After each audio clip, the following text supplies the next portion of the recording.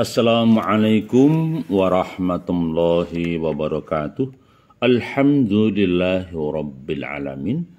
Asyhadu an la ilaha illallah wa asyhadu anna Muhammadar Rasulullah. Allahumma sholli ala sayyidina Muhammad wa ala ali sayyidina Muhammad. Hasbunallah wa ni'mal wakil, ni'mal maula wa ni'man nasyir. Apa kabar kawan-kawan? Sahabat Sukamto Sastro Dimejo Channel, hari ini masih bisa bersilaturahim, diberi kesempatan hidup sama Allah, diberi kesempatan bisa bersilaturahim dengan nikmat sehat dan nikmat sempat.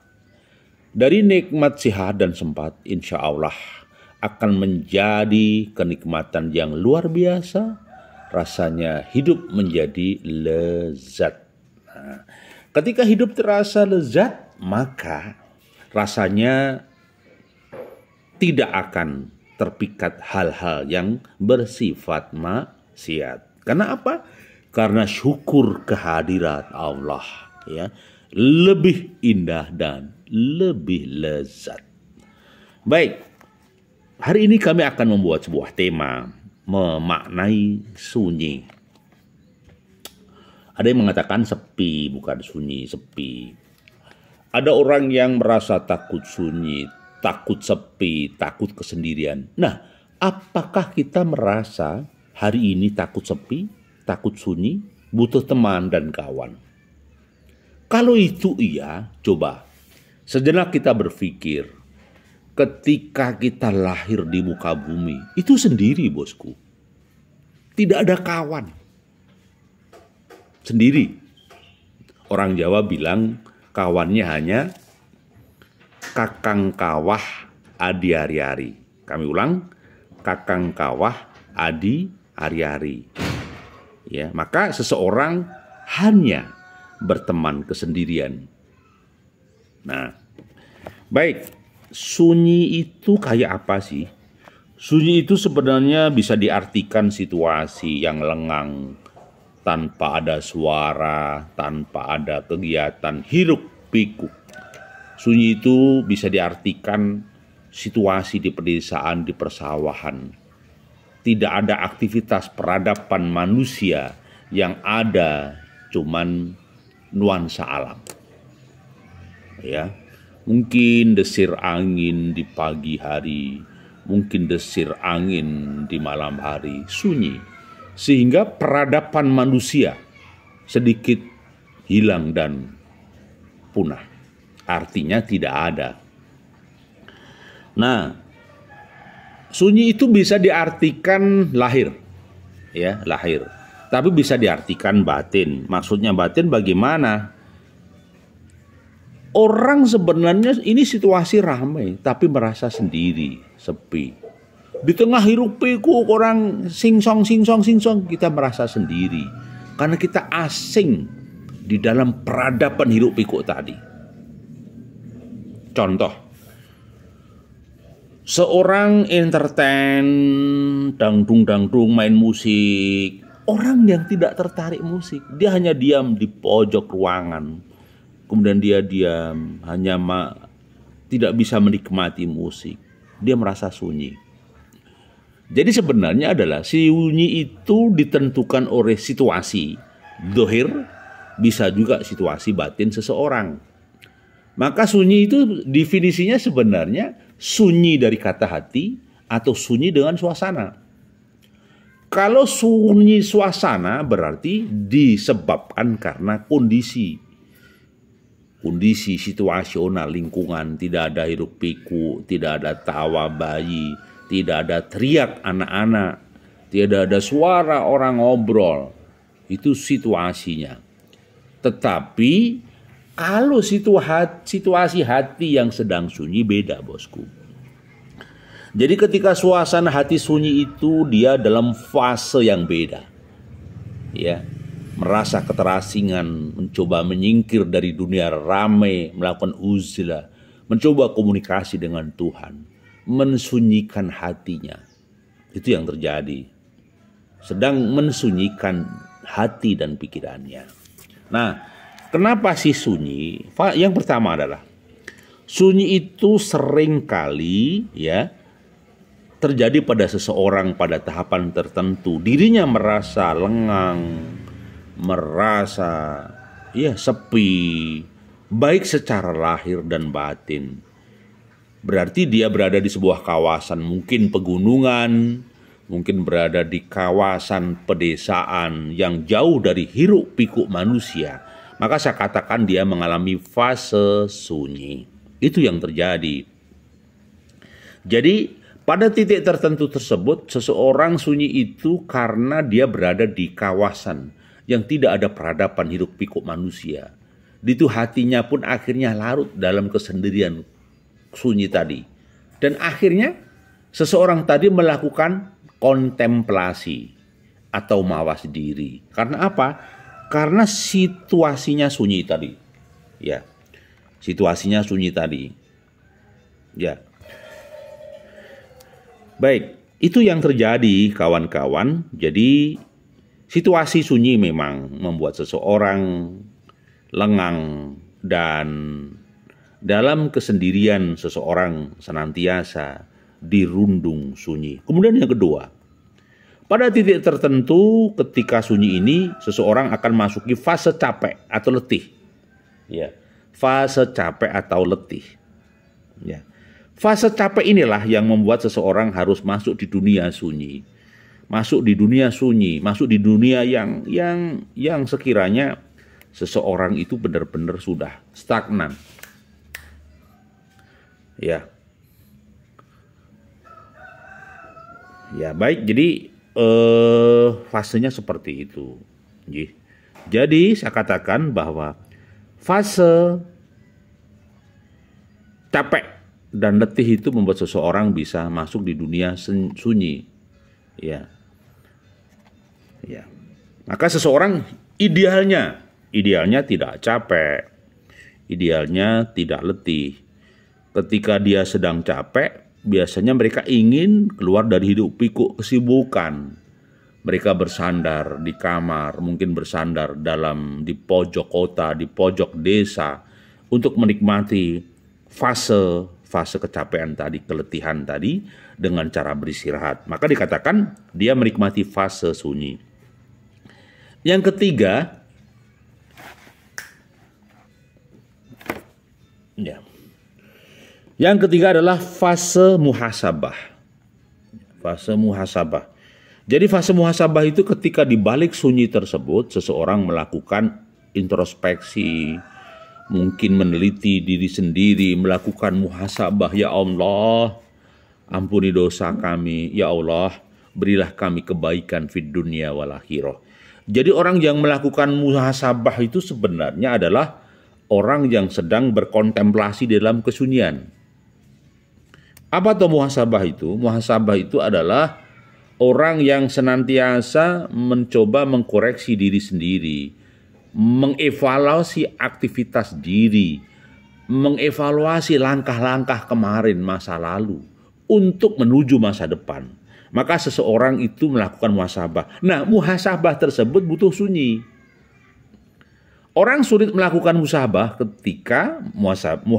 maksud kami, ketika posisinya hiruk pikuk, tidak ramai.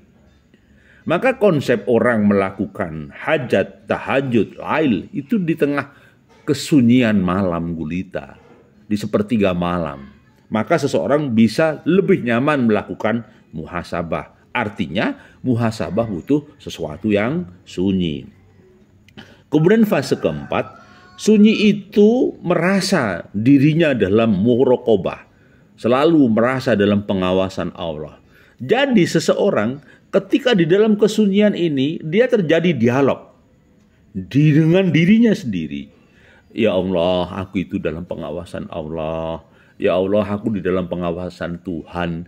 Maka hidupku tidak boleh berantakan. Hidupku harus mapan. Syariat harus dipegang di tangan. Jangan sampai hancur di masa depan. Itu fase muraqabah. Kemudian yang kelima, menyehatkan pikiran dari keruwetan. Pada titik tertentu pikiran pusing, pening, masalah banyak bikin berantakan. Maka dia butuh fase sunyi. Seseorang ketika berantakan hidupnya, ya maka saya katakan dia harus masuki fase sunyi. Dengan fase sunyi tadi, seseorang bisa menata diri, menata pikiran kita, menata langkah di masa depan, menata sikap dan jurus di masa depan. Sehingga keruwetan itu akan hancur, keruwetan itu akan sirna gitu loh. Ya. Jadi, jika sedang seseorang itu melakukan keruwetan-keruwetan dalam pikirannya, maka dia butuh lorong sunyi untuk berkontemplasi, memperbaiki diri, sehingga ditemukan kebahagiaan yang hakiki, ditemukan keindahan yang sejati. Seseorang benar-benar keluar dari pikiran-pikiran yang rusuh atau ruwet. Kemudian yang berikutnya, yang keenam ya, tadi sunyi itu situasi lengang, lahir batin. Yang kedua fase capek. Yang ketiga fase muhasabah. Yang keempat fase muraqabah. Yang kelima menyehatkan pikiran dari kerusuhan atau keruwetan. Yang keenam, menghindari depresi. Jadi orang-orang yang pada titik tertentu nadir sudah puncak, ya, sudah sedih, sudah tidak bisa berbuat apa-apa, dia harus masuki fase sunyi. Dia harus berada di kamar sunyi, di lorong sunyi, ya. Dia harus terhindar dari depresi dan stres. Maka solusinya dia benar-benar harus memasuki fase-fase lorong sunyi. Sehingga fase sunyi tadi yang memperbaiki depresi mereka, memperbaiki stres mereka. Karena apa? Dia akan menyatu dengan alam, akan menyatu dengan lingkungan, berbaur dengan angin, berbaur dengan suasana-suasana pedesaan. Dia akan menikmati alur, dituntun dari hiruk pikuk keramaian dan kerusuhan pikiran. Sehingga seseorang insya Allah terhindar dari depresi. Dan yang puncaknya ya, jauh dari stres. Kenapa sih orang stres? Bayangkan dengan tekanan yang amat dahsyat, pikiran yang penuh depresi. Ketika nggak kuat, puncaknya dia akan stres. Stres, kalut. Lah kayak apa? Tidak bisa berpikir, tidurnya tidak nyaman, insomnia. Hidupnya menderita, jiwanya merasa tersiksa. Seakan-akan ditinggalkan kawan lama. Hidupnya benar-benar berantakan. Karena apa? Dia memang masuk di fase stres. Kemudian yang kedelapan,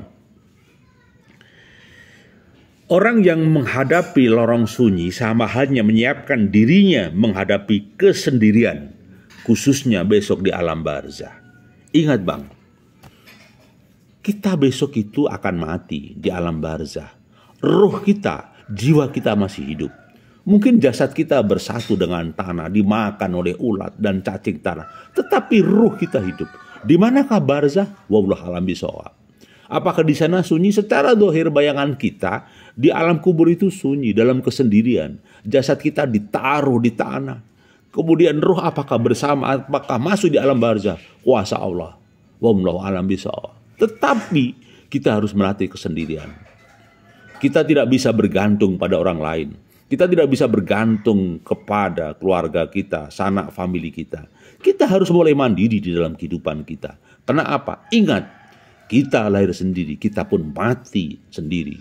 Bukan persoalan individualis, tapi persoalan kesiapan kita ketika orang-orang sekitar kita meninggalkan kita dan tidak mau tahu dengan kita. Yang kesembilan adalah resistor saat ditinggalkan.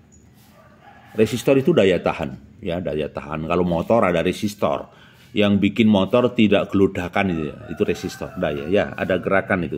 Resistor itu naik turun begini ya. Jadi resistor ini sebenarnya diperlukan dalam kehidupan manusia. Resistornya apa? Sunyi. Sunyi, kesendirian, ini menjadi resistor. Ketika pikiran sudah lusuh, ketika sunyi, udah jadi resistor dalam diri kita dan pikiran kita. Resistor ini yang menahan seseorang dari goncangan, dari kekalutan, dari berantakannya hidup, dari petaka-petaka yang terjadi. Sekali lagi bahwa resistor itu diperlukan. Maka kata kuncinya resistor itu hanyalah sunyi, ya, sunyi. Yang terakhir,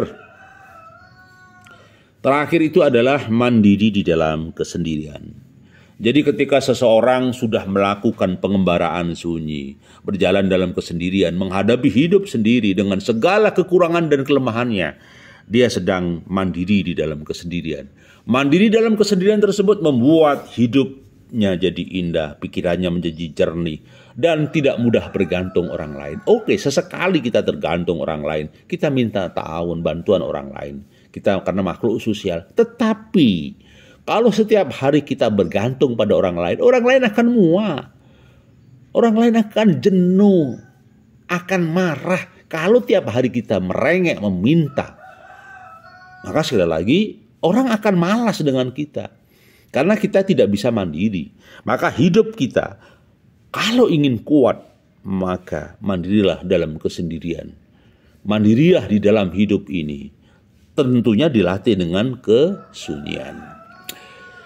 Begitu kawan, jadi 10 hal yang berkaitan dengan sunyi tadi. 1, sunyi itu adalah situasi lahir batin yang harus dikondisikan. 2, sunyi itu menjadi fase capek dan letih. Yang ketiga, sunyi bisa dijadikan ajang muhasabah. Yang keempat, sunyi bisa dijadikan ajang muraqabah dalam pengawasan aura. Yang kelima, sunyi itu menyehatkan pikiran dari segala kerusuhan. Yang keenam, sunyi adalah menghindarkan seseorang dari depresi. Yang ketujuh, jauh dari stres. Yang kedelapan, menyiapkan seseorang dari kesendirian saat kita memasuki alam barzah. Yang kesembilan, sunyi bisa menjadi resistor saat menghadapi kehidupan. Yang kesepuluh, sunyi bisa membuat seseorang lebih mandiri di dalam kehidupannya.